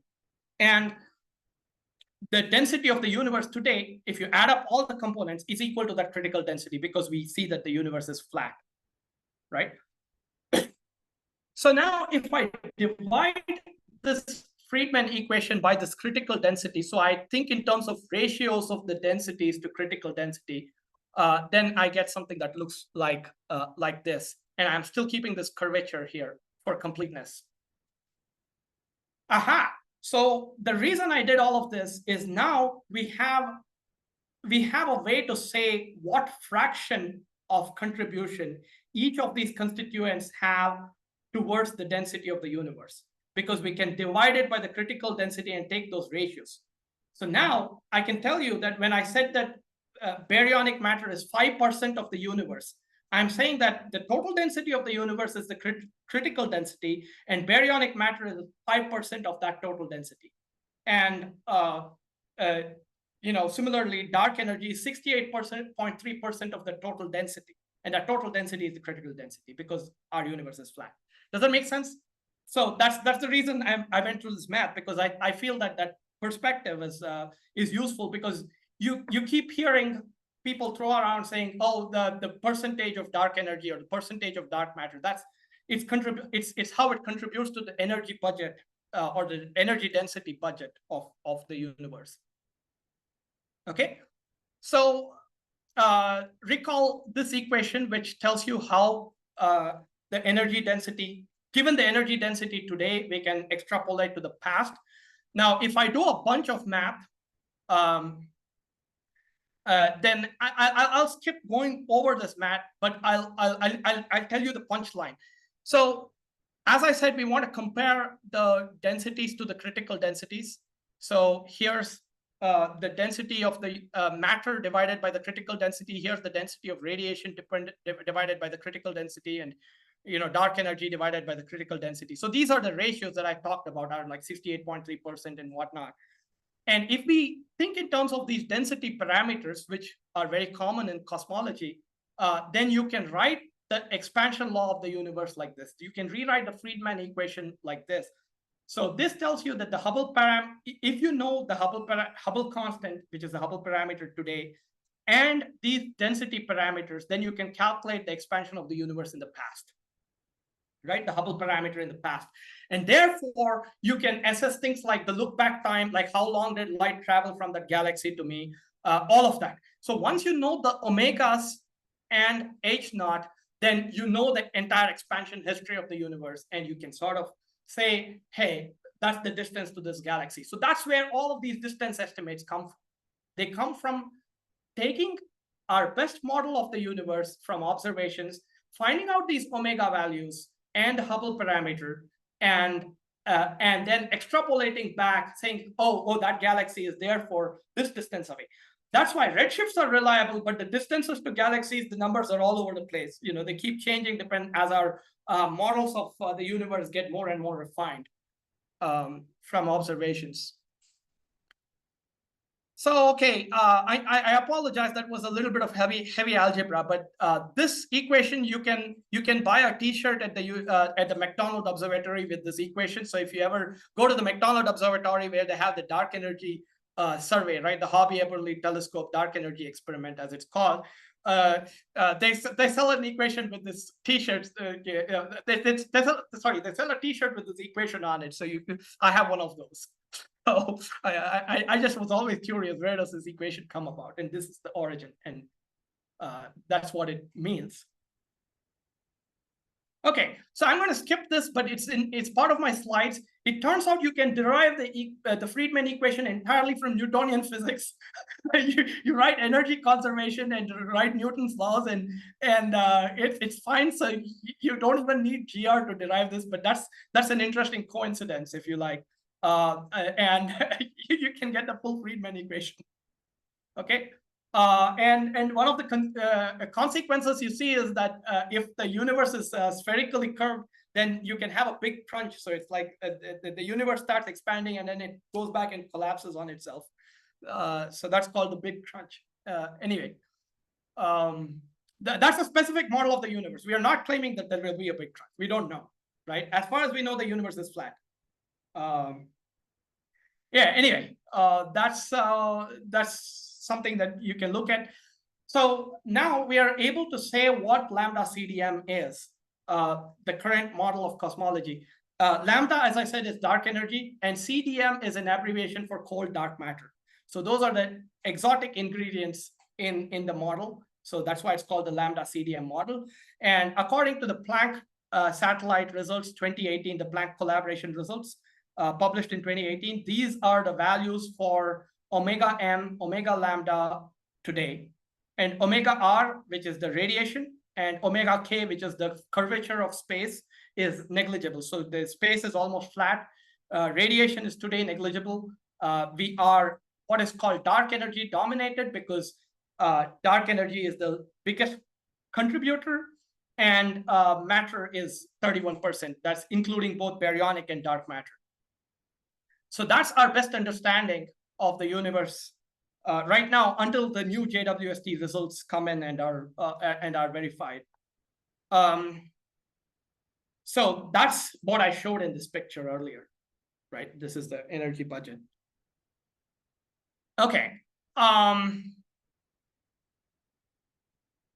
So what I want to show you is, based on this, we can based on the formulas we developed, we can actually extrapolate to what the early universe looked like.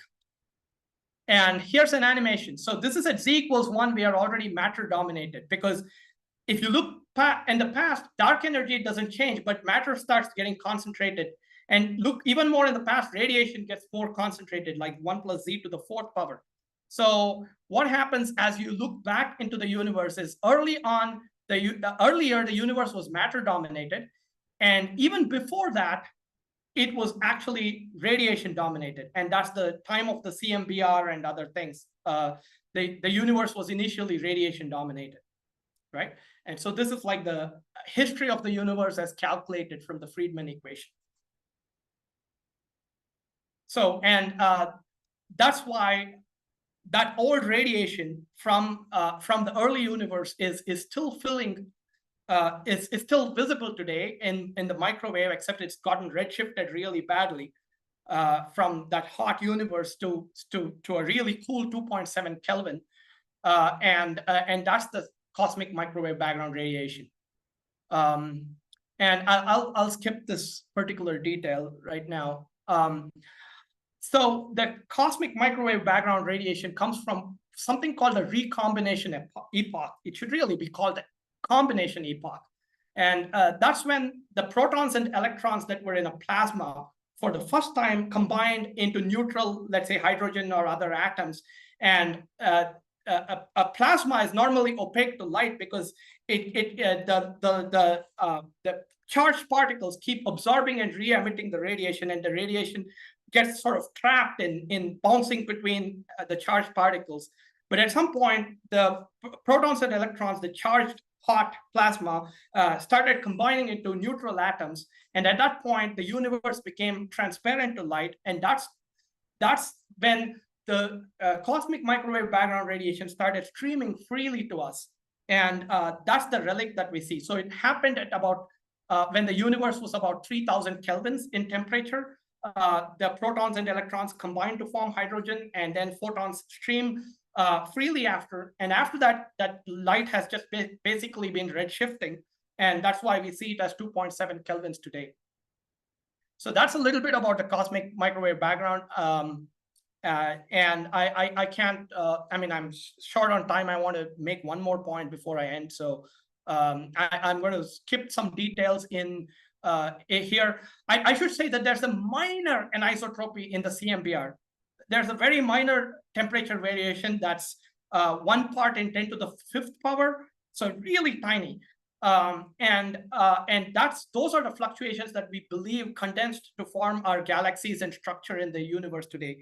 Because we started out completely isotropic, then you end up with a completely isotropic soup. So there must have been some minor fluctuations that led to the structure we see in the universe today. So we have these fluctuations to thank for all the beautiful galaxies we see.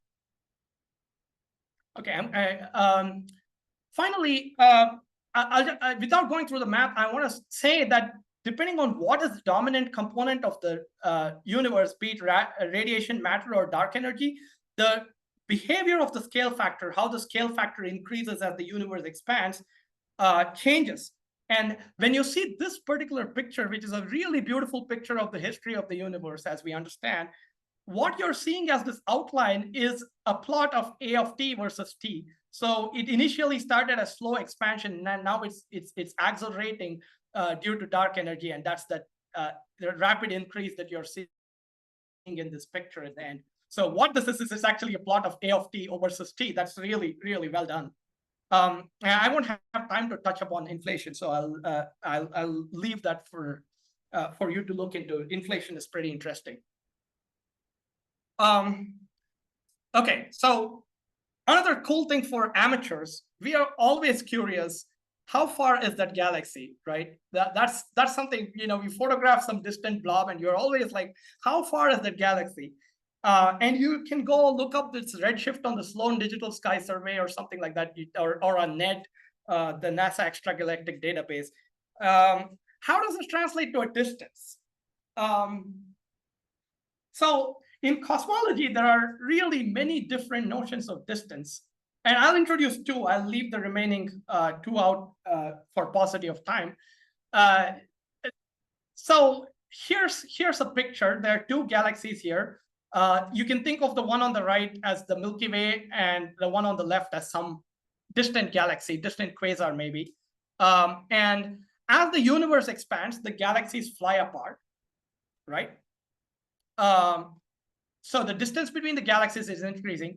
And at some point, a light ray leaves the distant galaxy and comes towards our Milky Way. So the distant galaxy on the left and the Milky Way on the right, and you're seeing this light wave come towards us. So the interesting thing to note is that the light travels a certain distance or you know, at the speed of light. So it travels a certain distance, but that distance is shorter than the distance between the two galaxies now, because the expansion of the universe has taken the galaxy on the left further from the point where it emitted the light. So I don't know how clear it is on your screens, but I have this thin dashed line here that shows how long the light traveled to reach us versus how far the galaxy is right now. So immediately, there are two different notions of distance to a galaxy, right? One is how far is the galaxy now versus how long did the light travel from it since that light was emitted? And they are different, right? This goes back to that question I had earlier about, well, the universe is only 13.7 billion years old. How can I see a galaxy that's 30 billion light years away? The answer is this. The co-moving radial distance is 30 billion light years, but the light travel time is still 13.7 billion years, right? Yeah, the easiest way to understand this, I'll reiterate it because it's a subtle concept, is when you receive light from a galaxy, it was at a certain distance and the light traveled a certain distance to get you. But within that time, the universe has expanded and that galaxy is now further outside.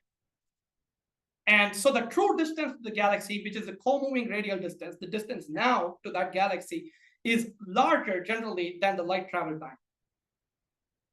Okay, so as an amateur astronomer, you can use either of these notions of distance depending on what fascinates you.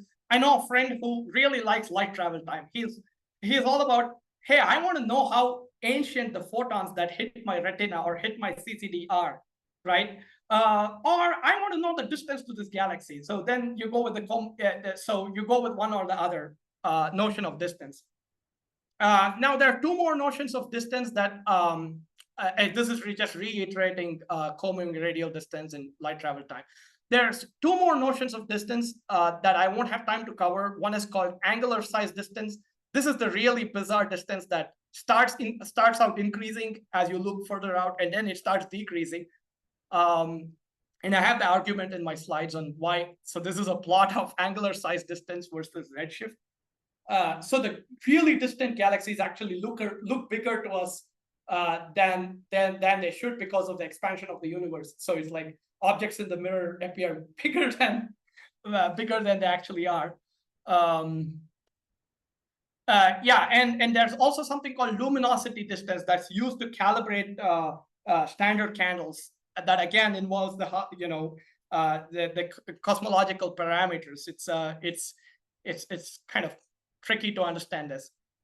I've also plotted all of these notions of distance here. They all agree initially, and they start diverging at a certain at the higher redshifts as you look further back in time. And I have formulas here, but the formulas for all of these are complex. So as an amateur, what do you do if you want to find the co-moving radial distance or look back time to some galaxy? You know it's Z, you look it up in NED. And the answer is you go to this cosmology calculator, which everyone uses. I'm told that all the professional astronomers use it. It's NED-RIGHT's cosmology calculator. You can just Google this up. And now you know its inputs, right? You know what H0 means, you know omega m, and our universe is flat. So you give it H0 and omega m, and omega vacuum, which is omega lambda, is 1 minus omega m because they all have to add up to the critical density. So all the omegas have to add up to 1. So if you have no other parameters, radiation is negligible, the universe is flat, then omega m and omega vacuum add up to 1. So you just type in omega m here, you type in the value of H0 and say flat, and you put in your Z, and it'll turn your Z into light travel time, into co-moving radial distance, and all of the notions of distance for you. So I recommend looking up this calculator. Okay, so that's the end of my talk. I have a few minutes for questions, and I'm happy to stay here even further if Hai is okay with that, answering any questions that you may have. Well, thank you very much, Akarsh. So any question, any more discussion?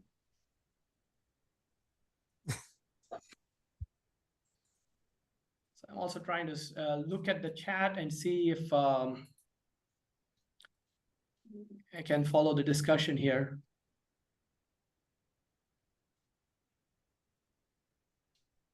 So are you going to post your slides, or what do you Yeah, want? they're already on my website.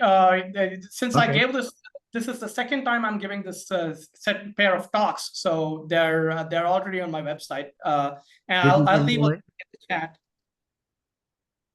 People, in the recording, we won't see the chat. So maybe say it or write it or something. Sure. It's just asimha.net, which is my first initial A, and Simha, my last name, .net. So asimha.net is my website. And if you go to my website, actually, I might as well screen share my website. Let me, for a moment, stop my screen share. Show you where to find the slides. Okay. Start my screen share again on my web browser. Here it is. Okay. So that's my homepage. And so if you look right here is all the series of sort of amateur talks I've given. And right here after Relativity and Cosmology are the slides. And this is a video link to the YouTube video for the SJAA presentation from last time I spoke in July. And once this video is up on the SJAA YouTube, I'm going to add part 2 here, so it's all available here. So the slides are a PDF with animations, so you can use Acrobat Reader, or on Linux, you can use the free software Ocular. If you try to open them in a web browser or in Safari, sometimes the animations don't render properly. So open them in Acrobat Reader, and the animations will render fine. Yeah.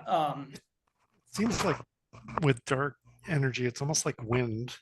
And when the fabric of space expands, it's almost like a sail or something that's getting bigger. So that sure, yeah, that's one way to look at it. It pushes on it even more and faster when the space is expanding, and then there's some kind of relationship between the space expanding and then its effect on it.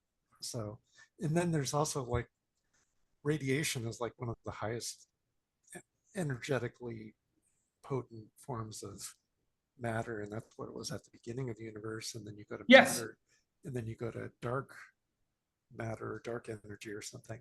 So it seems like you're going down steps of energy. I don't know. Yeah. So if you go back to a more simplistic thinking from Newton's law's perspective, dark energy is really like a pressure that's trying to push things away in the universe. Radiation is also like a pressure, but it also has a little of an attractive effect because it has its own energy, and energy is mass in relativity. So it does have some inward gravity, but it also has this outward pressure, what we call radiation pressure. And matter, on the other hand, doesn't exert a lot of pressure. It just has an attractive effect.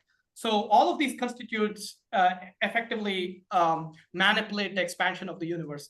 And yeah, like I said, you can derive the Friedman equation from Newton's laws with a little bit of hacking.